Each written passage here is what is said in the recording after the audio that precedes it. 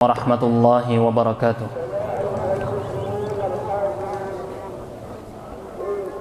Allahu akbar, Allahu akbar, Allahu akbar.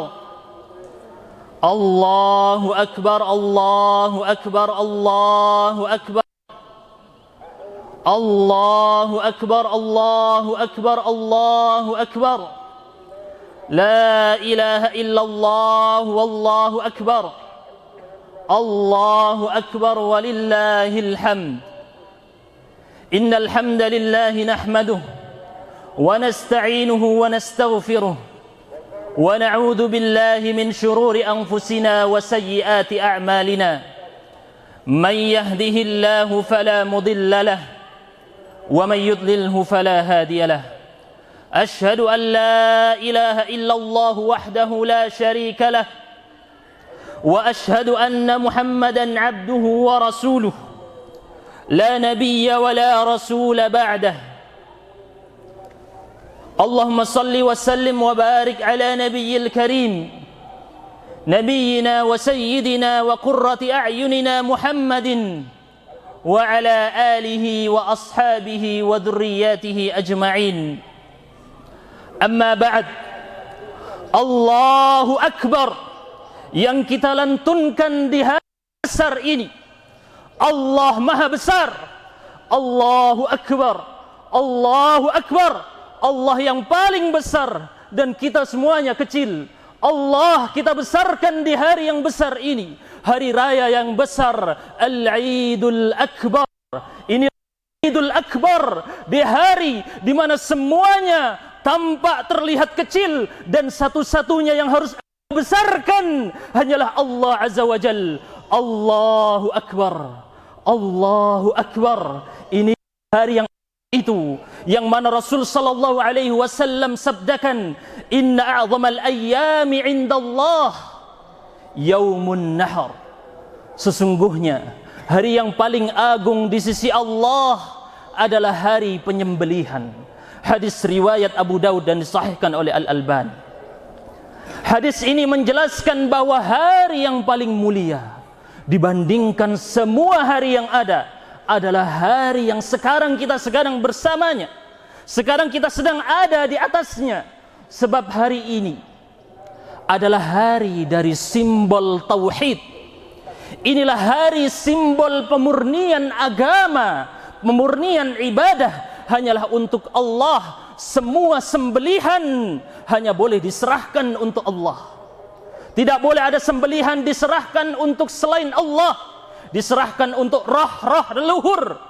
Sembelihan yang diserahkan untuk Nyi Roro Kidul. Sembelihan yang diserahkan untuk batu, pohon atau gunung yang dikeramatkan. Semua itu tidak berhak untuk menerima ibadah apapun. Satu-satunya sembelihan hanya boleh diserahkan kepada Allah. Inilah hari simbol tersebut, simbol tauhid yang agung. Jemaah kaum muslimin rahimakumullah, inilah hari yang diabadikan di dalamnya momentum paling bersejarah, momentum Nabi Ibrahim alaihi salam. Inilah bapaknya para nabi, bapaknya ajaran tauhid. Inilah Ibrahim alaihi salam yang kita sekarang mewarisi ajaran beliau. Oleh karenanya datang dalam hadis riwayat At-Tirmidzi dengan sanad yang hasanun sahih bahwa Rasulullah sallallahu alaihi wasallam bersabda, "Kunu ala masyairikum." Tetaplah kalian di tempat-tempat wukuf di Arafah kalian. Fa innakum ala irthin min irthi Ibrahim. Sebab kalian sekarang berada di atas warisan dari warisan-warisan Ibrahim alaihi salam. Ya, inilah ajaran Islam, ajaran yang melanjutkan ajaran Ibrahim. Inilah ajaran yang melanjutkan ajaran Ibrahim. Dan sekarang kita melaksanakan warisan dari warisan-warisan Ibrahim. Jamaah haji yang semuanya di sana sekarang melaksanakan warisan Ibrahim, wukuf di Arafah, tawaf di Ka'bah, sa'i antara Safa dan Marwah, demikian juga penyembelihan. Semua ini melanjutkan tradisi dari sosok yang mulia Ibrahim alaihi salam. Allah berfirman, "Fabihudahu muqtadih." Dan dengan hidayah, petunjuk-petunjuk para nabi tersebut engkau ikutilah. Jamaah kaum muslimin rahimakumullah, maka kita katakan kepada saudara-saudara kita dari Yahudi dan Nasrani yang mengagungkan Nabi Ibrahim, inilah nabi yang kita sepakati bersama. Anda Yahudi mengagungkan Nabi Ibrahim, Anda Nasrani mengagungkan Nabi Ibrahim, maka kita buktikan sebagai umat Islam, kamilah yang sedang melanjutkan ajaran Ibrahim di hari ini. Jamaah kaum muslimin rahimakumullah, tak heran apabila kemudian Allah berfirman di dalam Al-Quran, "Inna Ibrahim kana ummah qanitan hanifa, qanitan lillahi hanifa." Sesungguhnya Ibrahim adalah umat. Allah menyebut Ibrahim adalah umat. Umat terdiri dari banyak orang, ribuan, puluhan ribu, ratusan ribu, jutaan orang, diwakili oleh satu orang, Ibrahim. Ibrahim disebut sebagai umat di Al-Quran, umat jutaan manusia. Ibrahim satu orang setara, sama dengan jutaan orang itu. Saking begitu besar perannya beliau disebut sebagai sesosok umat. Inilah Ibrahim alaihi salam, ajarannya yang kita anut. Bacaan salawat yang kita baca setiap akhir salat selalu menyebut namanya yang mulia. Salli kama sallaita ala Ibrahim wa ala ali Ibrahim. Jamaah kaum muslimin rahimakumullah, akan tetapi sosok yang mulia ini terlahir dari ujian yang sangat berat. Berbagai macam ujian diterima oleh Ibrahim sepanjang hidupnya. Dan ini sebagaimana yang disabdakan oleh sebagaimana disabdakan oleh Nabi sallallahu alaihi wasallam dalam hadis riwayat Tirmizi yang disahihkan oleh Al-Albani dari Sa'ad bin Abi Waqqas radhiyallahu anhu. Beliau bertanya kepada Nabi sallallahu alaihi wasallam, "Ya Rasulullah, ayyun nasi ashaddu bala'an?" Wahai Rasulullah, siapa manusia yang paling berat cobaan dan ujiannya? Maka Nabi sallallahu alaihi wasallam menjawab, "Al-anbiya thumma al-amthal fal-amthal." Mereka yang paling berat ujiannya adalah para nabi, kemudian yang seperti para nabi, kemudian yang seperti mereka yang seperti para nabi. Maka kemudian kata Nabi sallallahu alaihi wasallam, seseorang diuji berdasarkan kadar dan level keimanannya. Orang kita ini, Pak, kita ini, Bu, diberi musibah dan cobaan sesuai dengan kadar ketaatan kita kepada Allah. Semakin tinggi level keimanannya, semakin berat ujiannya. Sebaliknya pula kata Nabi sallallahu alaihi wasallam, semakin rendah level keimanan dan agama seseorang, maka semakin ringan cobaannya. Sampai kemudian Nabi mengatakan, seorang hamba terus-menerus diuji, dikirim cobaan setiap harinya, sampai dia menapakkan kaki di atas muka bumi, sementara dosa-dosanya sudah gugur, Allah ampuni. Jamaah kaum muslimin rahimakumullah, itulah firman Allah Ta'ala, ahasiban nasu ayyutraku ayyakulu amanna wahum la yuftanun. Apakah manusia menyangka dia setelah mengatakan saya beriman lalu Allah tinggalkan dan tidak diuji? Tak mungkin kita tidak diuji. Pasti setelah kita beriman, berhijrah, melaksanakan ketaatan kepada Allah, ujian akan semakin datang. Dan itulah yang terjadi kepada Ibrahim alaihi salam. Cobaan demi cobaan beliau hadapi. Awal mula dakwah beliau yang beliau hadapi adalah keluarganya sendiri. Ayahnya melawan dakwahnya. Bahkan ayahnya Ibrahim adalah pembuat patung berhala. Patung-patung inilah yang kemudian oleh anaknya Ibrahim hancurkan. Musuh dakwah pertama Ibrahim adalah ayah kandungnya sendiri. Ini ujian yang terberat bagi seorang pendai. Tidak cukup sampai itu, kaumnya memerangi Ibrahim sampai melemparkan Ibrahim ke dalam api.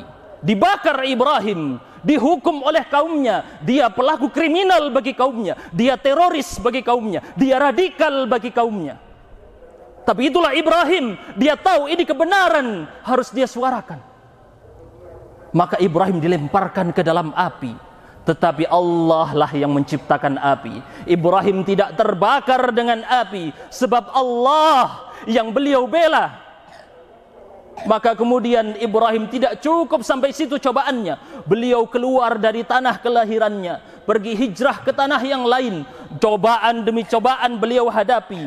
Bahkan beliau melaksanakan khitan, pemotongan kulit di kelamin. Beliau lakukan di usianya yang ke-80 tahun. Sebagaimana diriwayatkan dalam hadis riwayat Bukhari, beliau potong khitan, beliau melakukan khitan dengan dirinya sendiri di usia beliau 80 tahun dengan menggunakan al-qaddum, yakni sejenis kapak atau alat pahat. Beliau potong sendiri dan beliau yang pertama kali membawakan syariat khitan. Sekarang kita warisi syariat khitan. Sebagaimana salat, kita salat ini adalah warisan dari Nabi Ibrahim. Rabbi ja'alni muqimas salati wa min dzurriyyati. Ya Allah, jadikanlah aku dan keluargaku sebagai penegak salat. Doanya Ibrahim alaihi salam. Begitu juga syariat haji, tawaf di Ka'bah, sa'i, wukuf di Arafah, lontar jamrah. Semuanya adalah pelaksanaan yang dulu dilaksanakan Ibrahim. Sekarang dengan waktu yang sama di tanggal 10 Dzulhijjah. Dahulu 10 Dzulhijjah dahulu, itulah Ibrahim yang melaksanakannya. Kita melanjutkan estafet tersebut. Cobaan Ibrahim tidak berhenti di situ. Setelah beliau menikahi Hajar, setelah beliau memiliki putra bernama Ismail, Allah perintahkan Ibrahim pergi ke tanah yang tandus, biwadin ghairi dzi zar'in, tanah yang tidak ada air, tidak ada makanan, tanah tersebut tidak ada pepohonan, bahkan tidak ada manusia sama sekali, tanah kosong sekosong-kosongnya. Ibrahim diperintahkan melepaskan istri dan anaknya di sana. Kalau Ibrahim menggunakan logikanya, ini tidak masuk akal, Pak. Kalau Ibrahim menggunakan logikanya, ini tidak masuk akal. Ini tindakan gila. Tapi Ibrahim mendahulukan wahyu di atas akalnya. Oleh karena diriwayatkan oleh Al-Imam Al-Bukhari bahwa Sayyidah Hajar mengatakan saat ditinggal oleh Ibrahim, wahai Ibrahim, kemana engkau akan pergi? Apakah engkau akan meninggalkan kami di wilayah yang tidak ada manusia, bahkan tidak ada apapun di sini? Hajar terus-menerus mengulangi ucapan ini kepada Ibrahim, tapi Ibrahim tidak menolehkan lehernya sedikit pun. Lantas Hajar mengucapkan perkataan yang diabadikan oleh para ulama, diulang berkali-kali perkataan ini. Hajar mengatakan, Allahu amaraka bihadza. Apakah Allah yang memerintahkan kamu untuk meninggalkan kami di bukit ini, di lembah ini? Apakah Allah yang memerintahkan kamu atas perkara ini? Apakah Allah yang memerintahkan kamu, wahai Ibrahim? Maka Ibrahim mengatakan, na'am, iya. Maka Hajar mengucapkan ucapan yang sangat mulia yang nanti akan diikuti oleh Ismail alaihi salam. Beliau mengatakan, idzan la yudayyi'una. Pasti Allah tidak akan menyia-nyiakan kami. Tidak mungkin Allah menelantarkan kami. Ucapan dari seorang istri yang pasrah kepada keputusan suaminya mengikuti ketaatan kepada Allah. Istrinya mengucapkan, pasti Allah tidak akan menelantarkan kami. Jemaah kaum muslimin rahimakumullah, inilah ucapan orang yang bertauhid. Inilah ucapan yang menetapkan tauhidnya dalam masalah rezeki. Sehingga sering kita dapati, saya sulit rezeki, saya tidak dapat uang sama sekali ini, sulit sekali. Ketahuilah ucapan Hajar ini menjadi kaedah besar di dalam keseharian kita. Allah yang menyuruh kita salat, Allah yang menyuruh kita ibadah, Tak mungkin Allah suruh anda ibadah, lalu Allah tidak beri kamu rezeki untuk bisa ibadah. Itu mustahil, tidak mungkin itu terjadi. Jemaah kaum muslimin, aqulu qawli hadha wa astaghfirullah li wa lakum wa lisairil muslimina min kulli dhanb fastaghfiruh innahu huwal ghafurur rahim.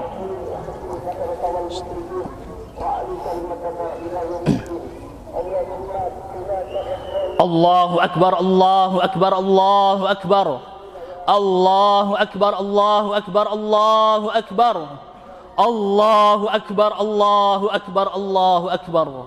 Alhamdulillahi ala ihsanih wasyukru lahu ala taufiqihi wa amtinanih. Asyhadu an la ilaha illallah ta'ziman li sya'nih wa asyhadu anna Muhammadan abduhu wa rasuluhu ad-da'i ila ridwanih wa ala alihi wa ashabihi wa ikhwanih. Amma ba'd.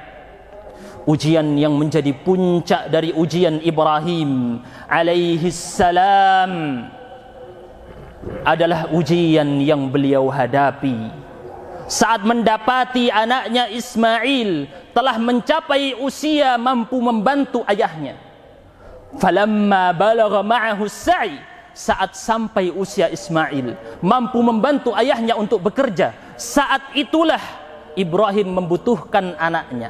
Anaknya dapat memberi manfaat untuk dia, tapi Allah berkehendak lain. Allah ingin Ibrahim menyembelih anaknya yang dinanti puluhan tahun. Diriwayatkan bahwa Ibrahim memiliki Ismail di usianya yang ke-86 tahun.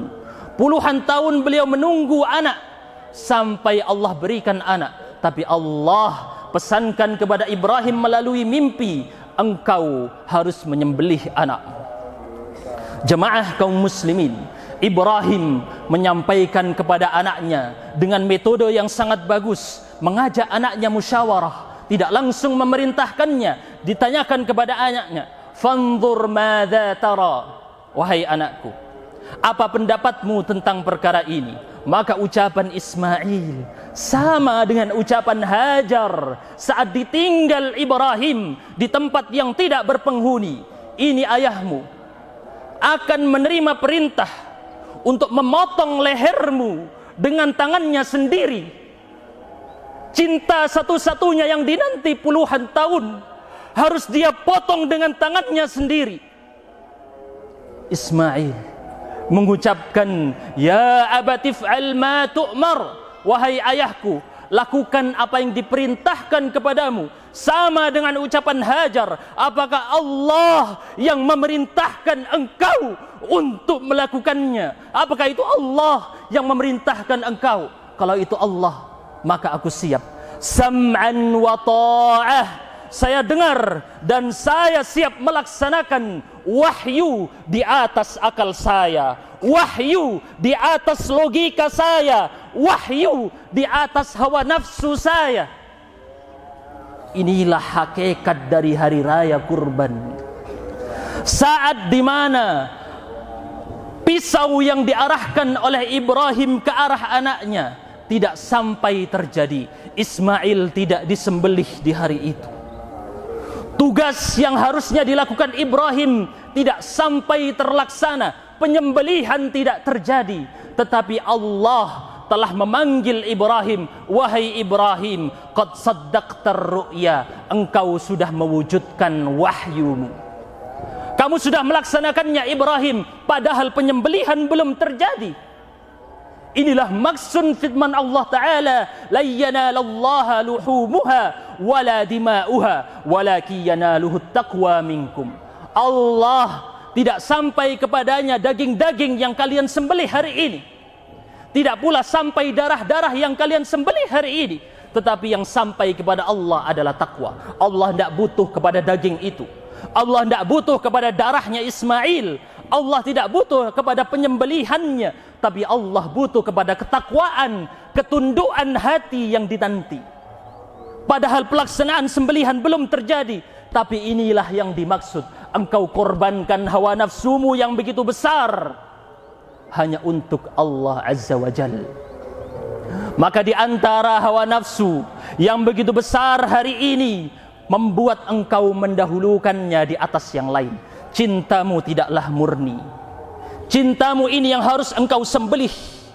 cintamu ini kepada selain Allah yang harus kau jatuhkan di bawah cinta kepada Allah, maka kenapa yang haram-haram masih engkau lakukan? Yang wajib-wajib masih engkau tinggalkan? Engkau lebih pentingkan urusan bisnis dan kantormu di atas urusan Tuhanmu. Engkau lebih pentingkan meeting dengan bos dibandingkan meeting dengan Allah Azza wa Jal. Engkau dahulukan duit dan dunia. Duit dan dunia begitu besar di hadapanmu, di depan matamu begitu besar. Inilah uang, inilah dunia. Apa gunanya kau ucapkan Allahu Akbar? Apa makna Allah Maha Besar sedangkan masih besar dunia dan duit di matamu? Harta-harta haram dan harta riba masih engkau konsumsi, tak peduli mana halal, mana haram, engkau embat semuanya. Jilbab-jilbab masih sulit engkau pakai. Aurat masih engkau umbar, urat malu masih engkau putus. Kau kejar FYP dan followers. Kau umbar lekak-lekuk tubuhmu, kau umbar kecantikanmu untuk seluruh lelaki. Di mana posisimu dari posisi Ibrahim kepada Ismail? Di mana pengorbananmu? Buat apa engkau sembelih hewan kurban sementara hawa nafsumu belum kau sembelih? Sementara cintamu kepada dunia masih begitu besar. Jamaah kaum muslimin rahimakumullah, inilah Ibrahim, simbol cinta yang tulus. Allah tidak mau cintanya Ibrahim kepada Ismail mengalahkan cinta Ibrahim kepada Allah. Maka Allah perintahkan, buktikan Ibrahim kalau engkau lebih cinta kepadaku, sembelih anakmu. Ibrahim siap melaksanakan itu. Jemaah kaum muslimin rahimakumullah, di hari yang agung mari kita berdoa, semoga Allah berikan kepada hati-hati kita ketakwaan, ketundukan. Allahumma ati nufusana taqwaha. Ya Allah, berikanlah ketakwaan pada hati-hati yang keras dari kami, pada jiwa-jiwa kami yang masih begitu sulit untuk tunduk kepada perintah-Mu, pada jiwa-jiwa kami yang masih begitu keras untuk terus melaksanakan maksiat-maksiat kepadamu. Ya Allah, tuntunlah kami. Ya Allah, tuntunlah kami kepadamu. Sembelihkanlah hawa nafsu kami yang begitu besar, mencintai dunia begitu besar dibandingkan mencintai dirimu. Ya Allah, Allahumma ighfir lil muslimina wal muslimat. Ya Allah, ampunilah saudara-saudara kami muslim dan muslimat, demikian juga ampunilah kami. Ya Allah, Rabbana atina fid dunya hasanah wa fil akhirati hasanah wa qina adzaban nar. Wa sallallahu ala nabiyyina Muhammadin wa alihi wa sahbihi wa sallam.